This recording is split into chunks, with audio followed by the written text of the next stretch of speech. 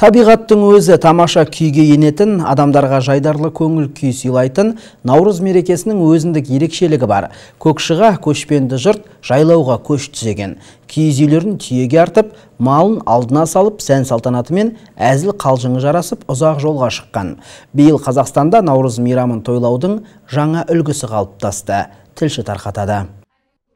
Жалпы қазақ этнографиясының қаймағы көшпелі өмірі. Жыл 12 ай, көктем, жаз, күз, қыс сынды жылдың әр мезгілінде қазақ жұрты өз шаруашылығының малының күйісі мен жағдайына қарай қоныс ауыстырып отырған. Жайлау қыстаудың алыс жатқан даладағы қоныс. Жайлауды шөбі шүйгін, суы мол, әрі тұнық жерден таңдайды. Жазға қарай жайлаудың шөбі жақсы өседі. Ол кезде қыстан арықтап шыққан мал жайлауда тойып семіреді, адамдар да сергейді. Бұл кезіндегі қазақтың көшпелі өмірі. Ал қазірше? Қазір ұлыстың ұлы күнін мерекелеу аясында жайлау күнінде табиғат аясында серуендеуге жағдай жасалып, көшет егу, қоқысты тазарту шаралары ұйымдастырылуда. Онымен қоса студенттер суреттер сөйлейді атты көрме әзірлеген.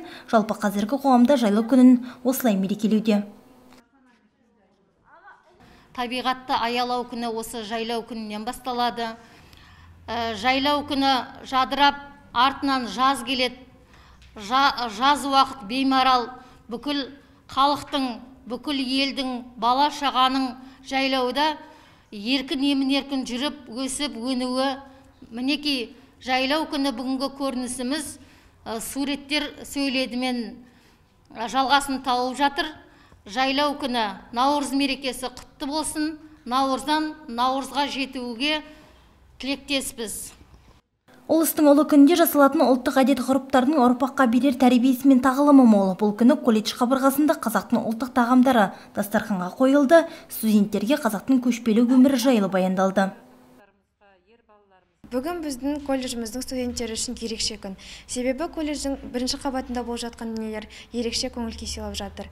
Таңғы 8-ден бастап ұстаздарымыз қазақи үлгіде киініп, бір-бірімен көрісіп, ізгі тілектерін айта отырып қуаныш сыйлай білді.